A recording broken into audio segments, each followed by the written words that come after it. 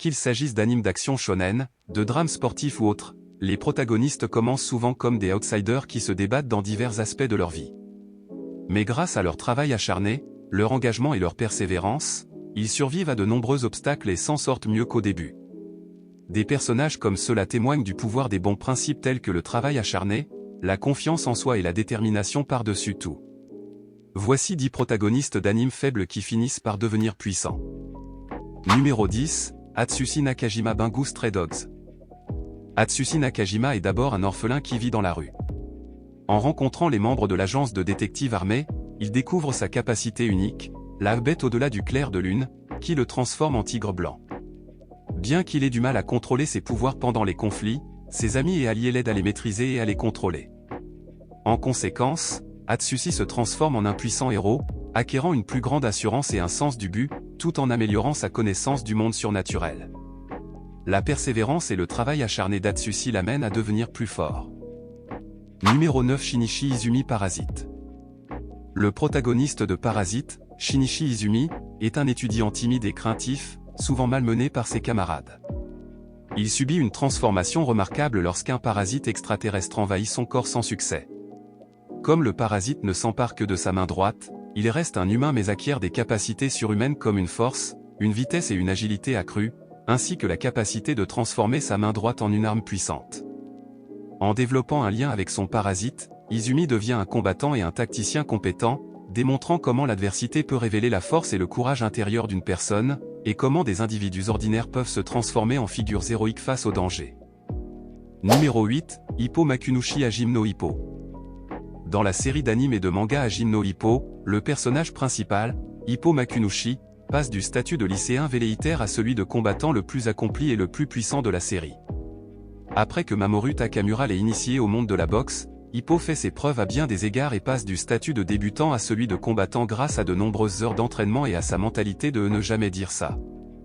Avec l'aide de Takamura et d'autres alliés, il crée son propre style de boxe et vainc de nombreux adversaires coriaces, démontrant ainsi sa force et son talent.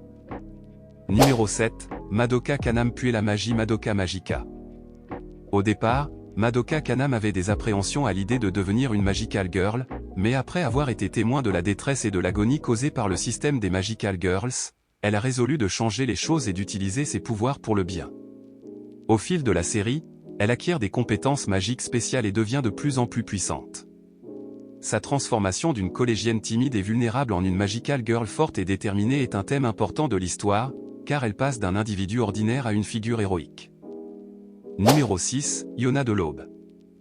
La protagoniste éponyme, Yona, est initialement dépeinte comme une princesse protégée et innocente, gardée par Ak, son ami d'enfance et garde du corps. Cependant, après la mort tragique de son père et son départ forcé du palais, Yona se transforme et devient l'un des personnages les plus puissants et les plus compétents de la série.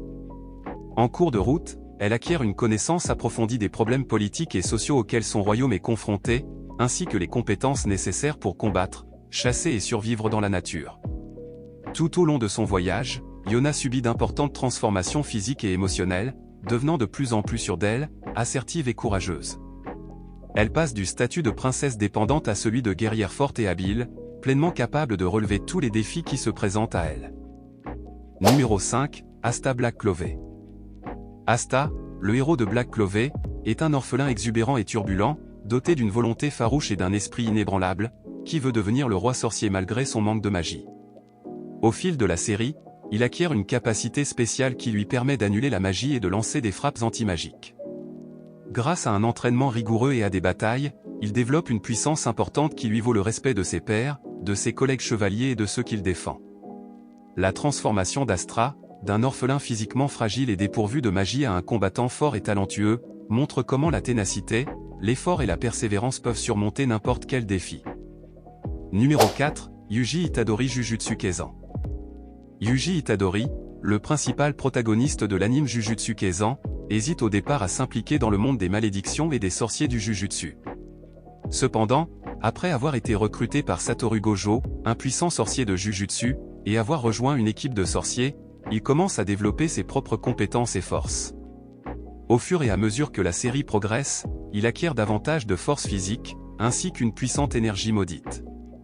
Il acquiert également une profonde compréhension des malédictions qui envahissent son monde. Son voyage est un exemple puissant de la façon dont des individus ordinaires peuvent développer une grande force et un grand pouvoir lorsqu'ils sont confrontés à des circonstances extraordinaires. Numéro 3, Izuku Midoriya My Hero Academia. Izuku Midoriya, également connu sous le nom de Deku, est né sans pouvoirs spéciaux, ou bizarreries, contrairement à la plupart des gens de son monde. Malgré son manque de pouvoir dans un monde où les super-pouvoirs sont la norme, il se hisse au rang des personnages les plus puissants et les plus inspirants de la série.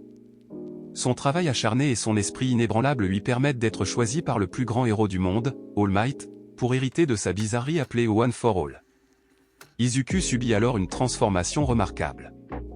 Grâce à sa nouvelle force et au soutien de ses camarades de classe, il devient un jeune héros prometteur dans le monde, luttant pour faire respecter la justice. Numéro 2, Ken Kaneki Tokyo Ghoul. Après avoir survécu à une attaque de ghouls, l'étudiant autrefois faible physiquement et calme se transforme en demi-ghoul. Bien qu'il ait d'abord du mal à accepter sa nouvelle identité et ses nouvelles capacités, il persévère et apprend à les maîtriser, acquérant une force, une agilité et des capacités de régénération incroyables, ainsi que la capacité de contrôler son Kagun. Au fur et à mesure que la série progresse, Ken acquiert une profonde compréhension des problèmes complexes qui entourent la coexistence des humains et des ghouls, notamment la lutte pour la domination et le contrôle. Il subit d'importants changements physiques et psychologiques, devenant plus sûr de lui et plus déterminé à défendre ses convictions. Numéro 1, Eren Yeager Attaque on Titan. Lorsque les téléspectateurs rencontrent Eren Yeager pour la première fois, c'est un jeune garçon physiquement faible et incertain qui vit dans un monde où les humains sont constamment attaqués par les titans, des créatures géantes ressemblant aux humains. Malgré ses limites physiques, Eren reste résolu à lutter contre les titans et à protéger l'humanité. Au fur et à mesure que la série progresse, les prouesses physiques et l'agilité d'Eren augmentent de façon spectaculaire, en plus de sa capacité à se transformer en titan. Il acquiert également une profonde compréhension des titans et des questions politiques et sociales complexes qui entourent leur existence.